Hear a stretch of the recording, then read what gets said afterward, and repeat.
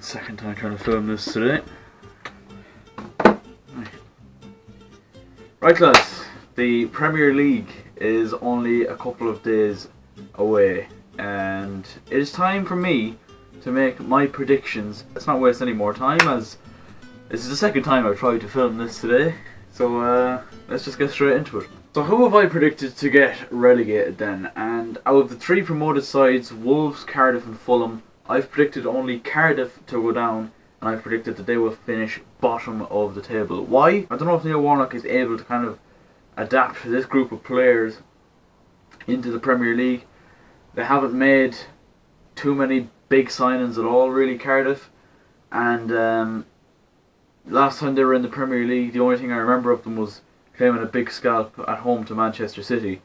So, yeah, it kind of says a lot about them. They got relegated pretty much literally straight away. They went straight back down to the Championship. I expect them to do the exact same here again. Who will join them in the Championship this season? I have predicted Huddersfield to finish 19th and Southampton to finish 18th. Now, when thinking behind this, well, both of these sides just about survived by the absolute skin of their teeth last season, and neither has been overly active in the transfer market. Certainly haven't brought in players who will make that much of a difference and will be able to lift them up the table. And I just think they're the other two weakest sides apart from Cardiff in the division. So Huddersfield and Southampton, I think, will join Cardiff in the Championship. Let's go from 17th then to 15th. And 17th, I think, will be Brighton. Now, Brighton survived in the end, comfortable enough, but they haven't made too many signings again.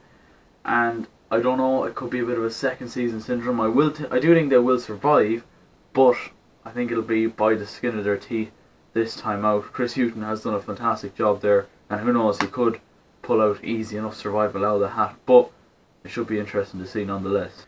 16th then, I've gone for Watford. Now, a lot of people might question this, because Watford actually did alright last season, had a quiet season, and for the fans, they'd probably be alright with that again. But I don't think they have the players to finish as high as they did last season. So I'm going to go with 16th for Watford. Obviously, Javi Gracia, I don't think he made too much of an impact. There was a lot of trouble with Marco Silva last season, and that he was apparently talking to Everton behind their back. Hence, they sacked him and brought in Gracia. It tends to be a revolving door at Watford with the managerial post, which can't be overly healthy for the morale of the squad, but they continue to get results and they continue to stay up. And then in 15th, I've gone for Newcastle United then, and there's been a bit of trouble at Newcastle this summer. A lot of it down to, the trouble with Mike Ashley not selling the club, Rafa not getting the financial support he wants, and talks that Rafa might walk away. And if he does that, the fans will walk away as well and just won't turn up to the games. If that happens, that could really hurt Newcastle this season. I don't think they're going to finish top 10 as high as they did last season, although they have brought in Salomon Rondon on loan, which could be a big signing. But apart from that, Newcastle have been very quiet in the transfer market, and it could stand to them. 15th I've gone for Newcastle. And 14th then I've gone for Burnley. Now, Burnley had an unbelievable season last time out, finishing 7th. I don't think they're going to do that again, and especially if they manage to get into the Europa League group stage. Obviously beat Aberdeen the other night to progress to, I think it's the third round of the qualifying stage. I don't think if Burnley do get into the group stage, I don't think they're going to have anywhere near as good a season domestically as they did last time out. Obviously it's a fantastic achievement for a small club like Burnley to be making it into the Europa League, but I think it could hurt their form domestically. Similar to Arsenal and Chelsea this season, they will have to adapt to playing Thursday night football, and it may hurt their players, it may tire their players going into the weekend's games. 13th up to 10th then, and 13th I've gone for newly promoted Fulham. What an incredible transfer window they have had. Two of their major signings being Jean-Michel Seri. A lot of clubs were after him. You're looking at the likes of Barcelona, Chelsea, a lot of Arsenal as well. A lot of big clubs were after Jean-Michel Seri, but he has opted for Fulham instead, and he could be a massive signing for them. Another one was Andreas Schürrle, signed from Borussia Dortmund on a 2-year loan. Obviously former Chelsea player will obviously help their cause going forward. They've also signed Alexander Mitrovic on a permanent deal. He did very well for them in the Championship last season. He was only on loan from Newcastle at that time. He has signed permanently. He hasn't got a chance to overly kick it off in the Premier League during his time at Newcastle, but this could be a big break given the number 9 shirt as well. So I think Mitrovic could turn out to be a good signing. It could be a hit or miss either. 12th then I've gone for Crystal Palace. I don't think Crystal Palace, in the end they survived fairly comfortably last season, but for a lot of the season it was worry, and obviously first 7 games of the season under De Boer they were absolutely awful. I think they lost all 7 games and didn't even manage to score a single goal. I don't think they'll have that kind of trouble this time out, particularly if they manage to keep Wilfried Zaha in the squad. And it looks like they're going to do that because Crystal Palace are valuing him at £75 million, and I can't see any of the big clubs coming in and paying that particular amount of money for him, although a lot of clubs are interested in him. They have also brought in Max Meyer, the young German international.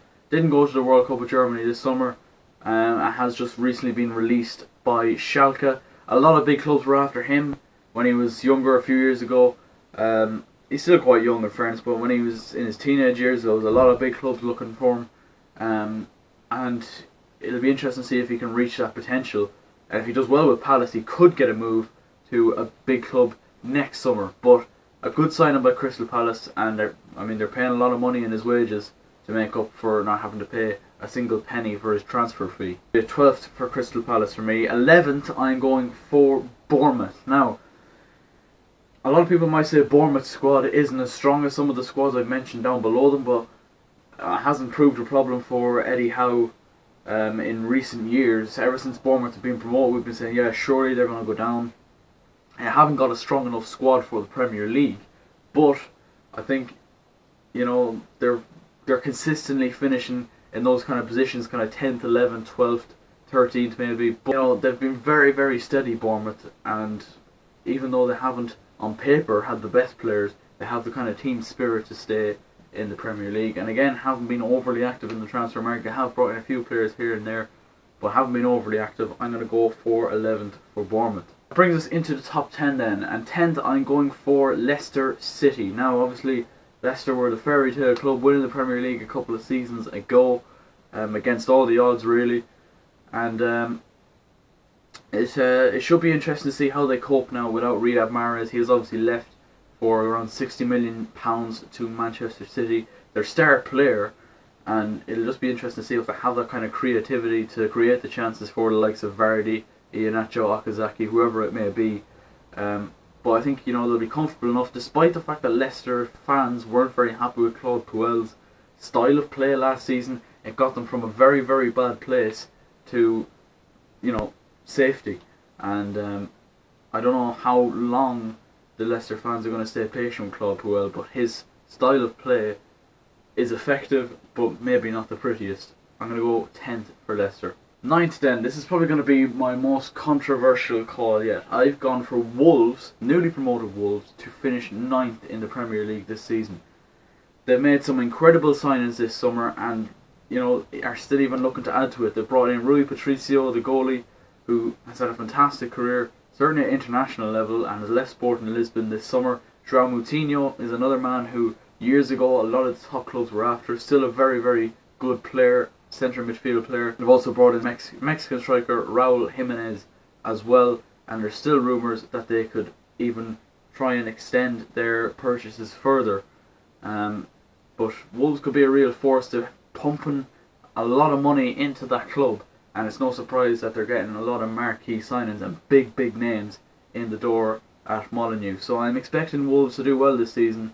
Maybe I'm over-expecting them, but I'm going to say 9th for Wolves. Let's see how that plays out. 8th then I've gone for Everton. Now obviously they have a new manager this season. Marco Silva replaced Sam Allardyce at the end of last season. Something we kind of all foreseen coming. Obviously Everton were looking for Marco Silva for quite some time. The fact that he was holding talks with Watford for a long time, leading to his departure from Vicarage Road. But I'm expecting Everton to do well this season. I wouldn't say well, but their style of play I think will certainly improve under Marco Silva. That's all the Everton fans want to see. And a lot of the time, first half of the season, they do really poor and are down near the relegation zone, but do slowly pick it up and more often than not finish in the top 10 by the end of the season. Right, so we're moving into the top 7 of the Premier League then. This is when it starts to get exciting.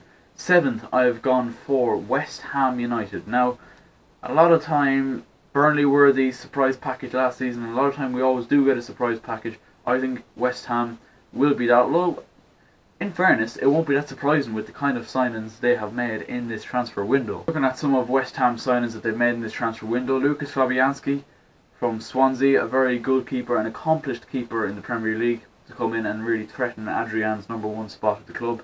Issa Diop, who was a very highly rated centre-back, signed from, I think it was Toulouse in France. They broke their transfer record to sign Felipe Anderson from Lazio. They also brought in Jack Wilshere on a free transfer from Arsenal. Two brilliant acquisitions for the West Ham midfield.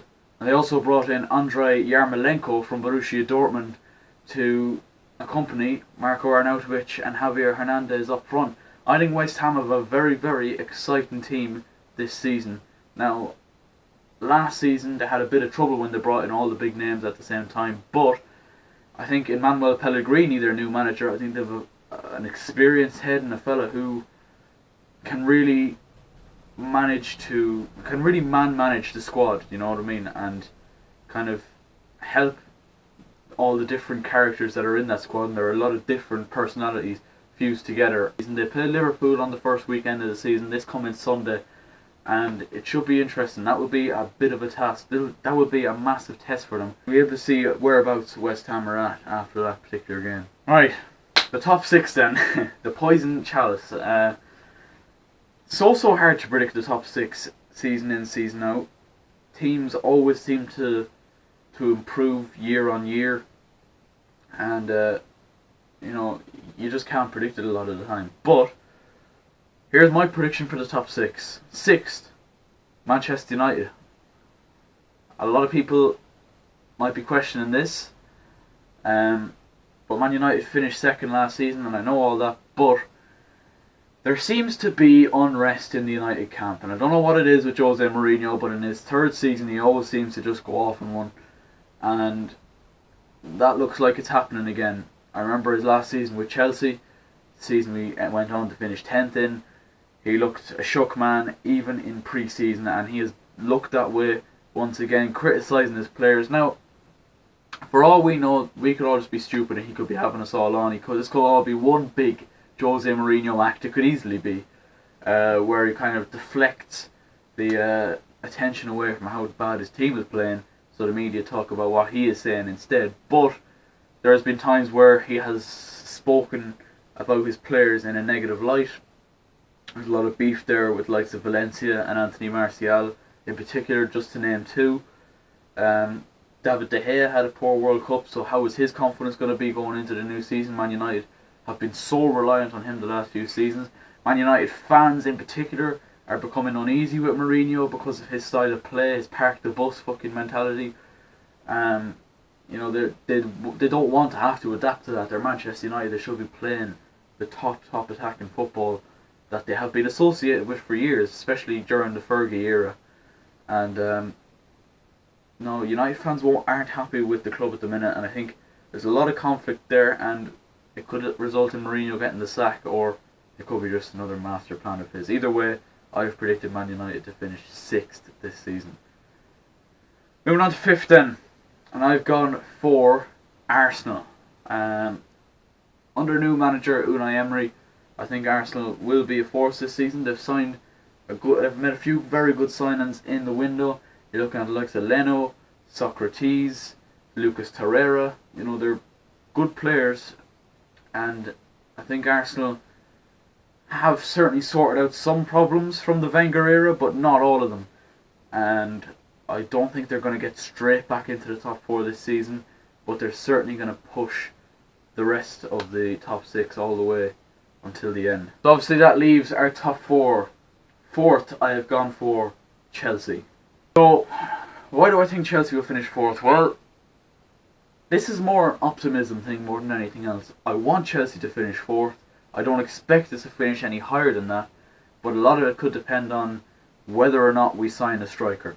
And I don't know how good Batshuayi is going to be, or Giroud. Who's going to be our main striker? We don't even know that yet, because Batshuayi and Giroud have both been away during the whole pre-season because of late runs in the World Cup, and we've been stuck with the likes of Morata and Tammy Abraham. So I don't know who's going to be our main striker. I can't see Morata being the main striker, but you never know. He was so poor the other night when we went to watch Chelsea versus Arsenal. And I just think we've missed out on Gonzalo Higuain, obviously, and I just don't know who else we can really go for. It should be interesting. It'll be very tight between Chelsea and Arsenal for fourth, in my opinion, but I do think Chelsea need to bring in a striker before, a proven striker, before the end of the window. For the top three then, I've gone for Tottenham third, Liverpool second, and Man City first. That is my final top three prediction. Now, let's discuss each one of them. Tottenham haven't made any signings in this transfer window, and I think it'd be strange to assume that they'll do poor because of that. I think they have a good enough squad anyway. They could have done with a few reinforcements. They might still get some reinforcements before the end of the transfer window, but there is a lot of problems at Tottenham at the minute with the likes of Toby Alderweireld, Danny Rose, and Moussa Dembele. All three have been told they will be let go, or they'll certainly listen to offers for all three of them. And three, I would have said, guaranteed starters in the Tottenham 11. But I don't know. Pochettino, he's a clever lad. I don't think he will let all three of them go without having, fellas to come in.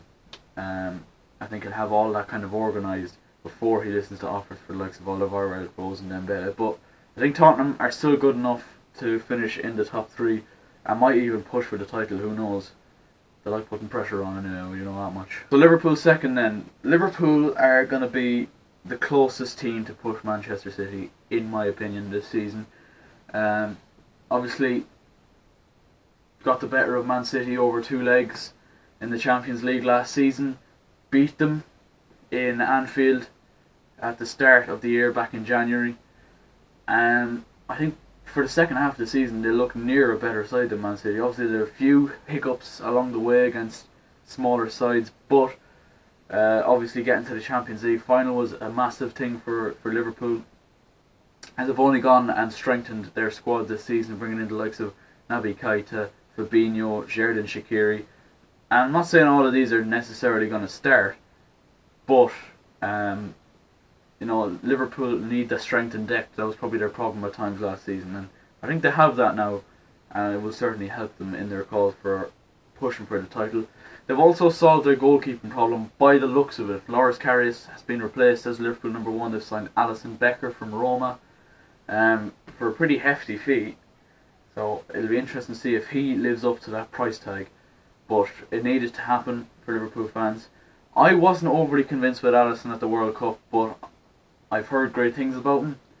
Obviously conceded 5 against Liverpool at Anfield last season, so now I know he wasn't necessarily at fault for any of them, but I've heard great things about him, and if he is as good as people say, he could be a massive, massive acquisition for Liverpool this season.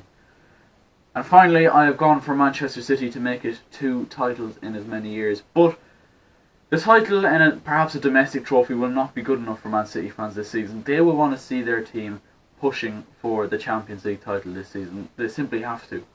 With that squad and the fact that they were Centurions last season and nearly went the season undefeated. I think they only got defeated twice. That was against Liverpool and United. City fans won't expect anything less than a realistic push for the Champions League title. Obviously they've added Riyad Mahrez to their squad this summer as well, so obviously there wasn't too many improvements to be made, but Mahrez will certainly add that bit of depth that City need, and I do think they will lift the title again. So those are my predictions for the Premier League season. That is how I predict the final table to end up. Let me know in the comment section how you think the season is going to go. Who's going to win the title? Who's going to get relegated? Who's going to get top 4? Who will be the first manager to get sacked? Top scorer? All that kind of crack. Let me know in the comment section below. Also, leave a like if you have enjoyed and subscribe if you're new around here. And I will catch you later. Gotta let them know I'm uncontrollable. I'm really when they roll with me. Gotta let them know I'm uncontrollable.